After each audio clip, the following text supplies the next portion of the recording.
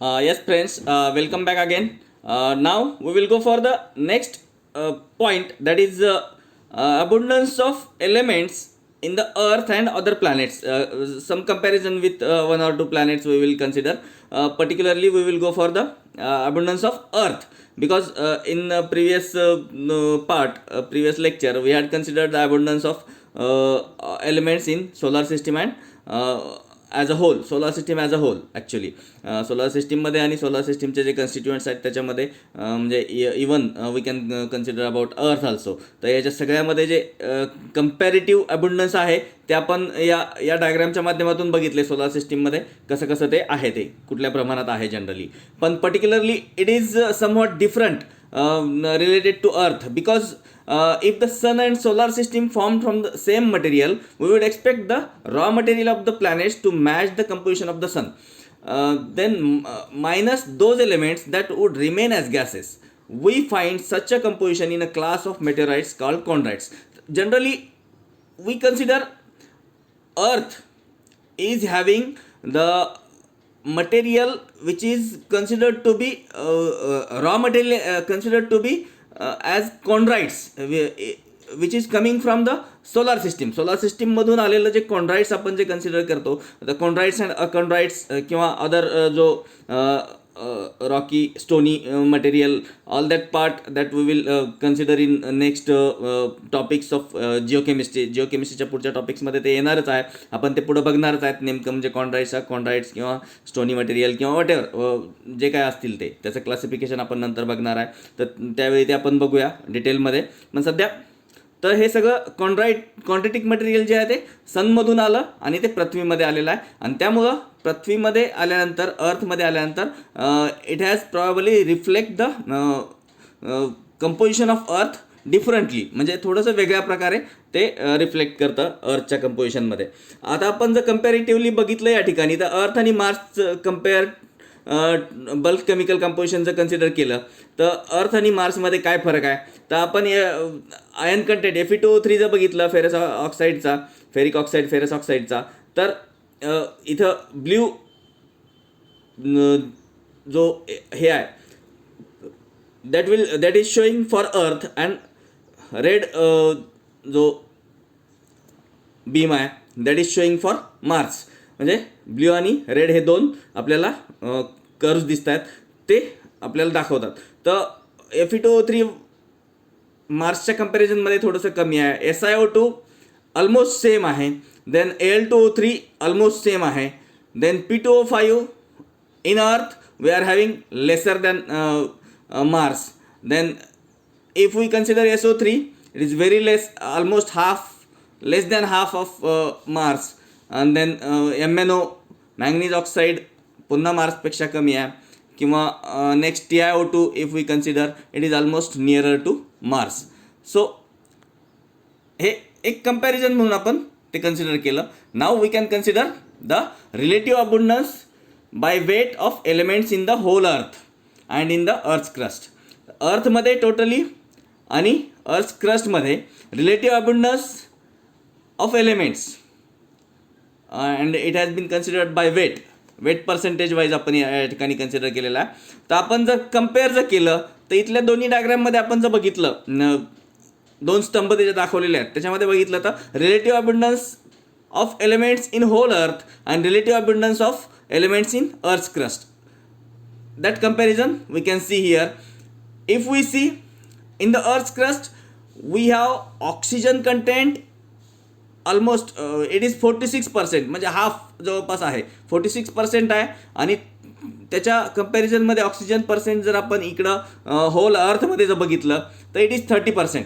म्हणजे फक्त crustal part everybody of us knows crustal part किती आहे. Crust almost from surface to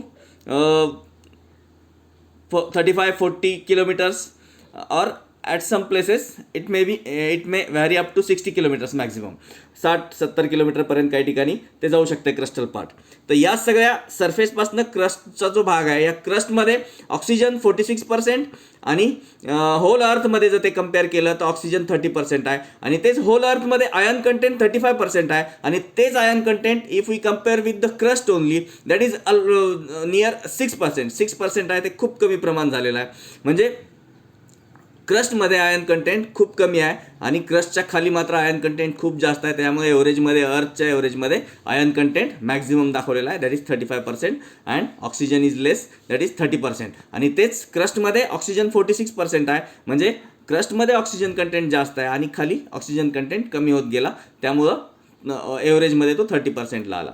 if we consider silicon in the whole earth it is just 15% and in if we consider for crust only it is 28%. means silicon content, oxygen content and silicon content almost how much it is 74% is म्हणजे जवळपास 75% भाग जो आहे क्रस्टचा तो silicon आणि ऑक्सिजननी occupy केलेला आहे फक्त.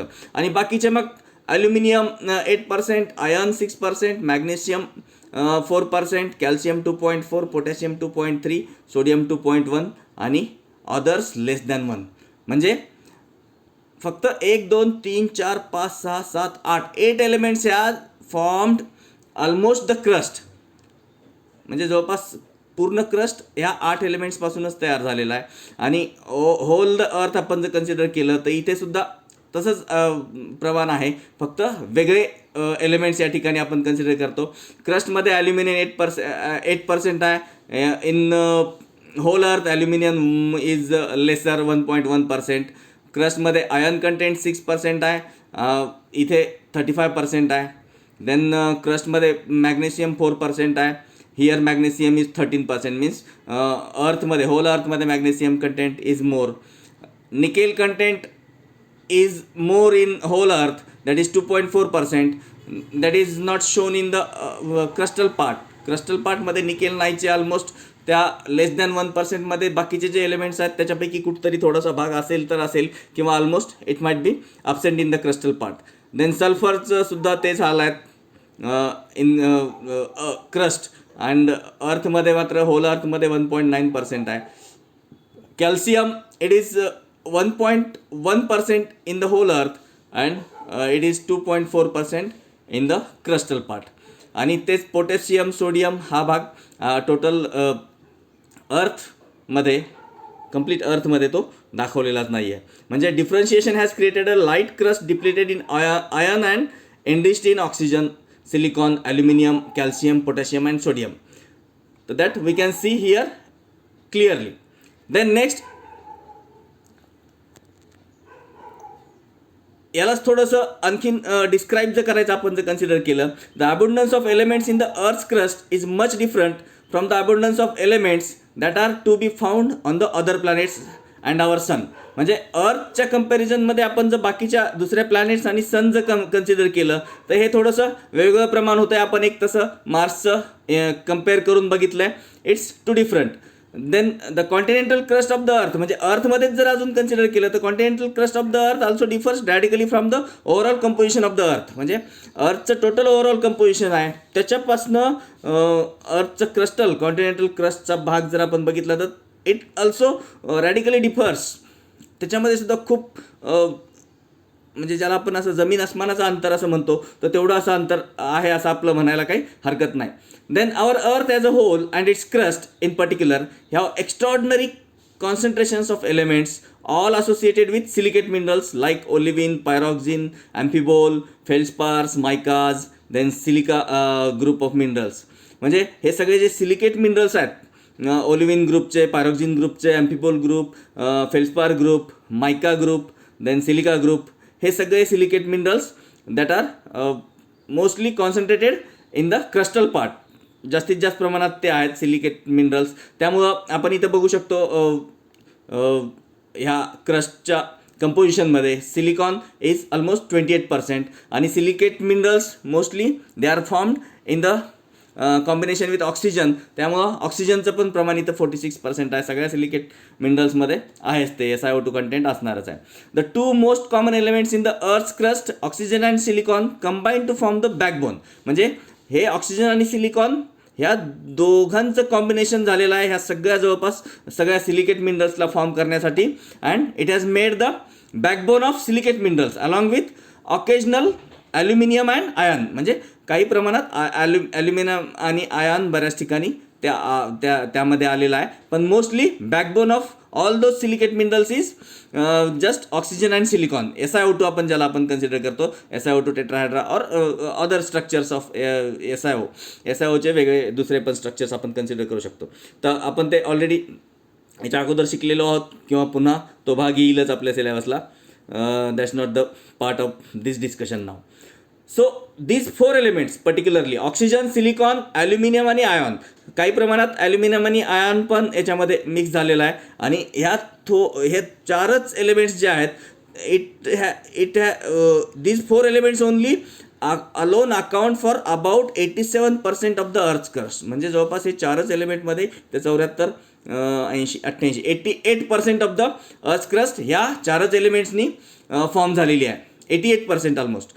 हिअर इट इज शोन 87%, पण इथं जर काउंट केलं तर ते मला 88% असं आहे असं लक्षात येते. तर 87%, 88% that's not the that much problem. So this silicate or aluminous silicate backbone carries excess negative charge. आणि हे जे सिलिकेट मिनरल्स आहेत, हे सिलिकेट एलिमेंट्स जे सिलिकेटमध्ये आढळणारे आहेत, या सिलिकेट मिनरल्समध्ये आढळणारे आहेत, त्याच्यामध्ये ॲल्युमिनस सिलिकेट हे backbone carries excess negative charge and the positive charge in the form of cations has to be brought into balance this negative charge. म्हणजे याला बॅलन्समध्ये आणण्यासाठी पॉझिटिव्ह चार्ज असणारे दुसरे एलिमेंट्स यायला पाहिजे, which are calcium, sodium, potassium and magnesium. आणि मग हे taken all together constituting nearly 99% of the crustal elements. म्हणजे हे निगेटिव्ह चार्ज असणारे एलिमेंट्स जे आहेत aluminous silicate minerals negative charge असणारे आहेत, आणि पॉझिटिव्ह चार्ज असणारे दुसरे जे कॅटायन्स त्याच्यामध्ये ॲड झाले याला बॅलन्स करण्यासाठी ते जे आहेत ते calcium, sodium, potassium and magnesium. आणि ते सगळे एकत्र येऊन त्या ठिकाणी त्यांनी जे मिनरल्स तयार केले, त्यांच्यापासून तयार झाले, taken all together constituting nearly 99% of the crustal elements. म्हणजे क्रस्टचे जवळपास 99% एलिमेंट्स ह्या oxygen, silicon, aluminium, iron, magnesium, calcium, potassium, sodium यांनी तयार केलेले आहेत.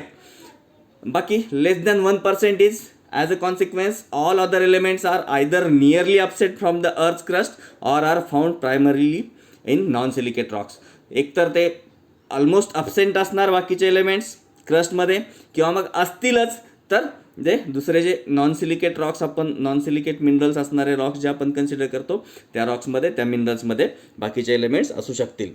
So this is all about the abundance of elements in the earth. So here we will stop today and we will continue in the next lecture for getting next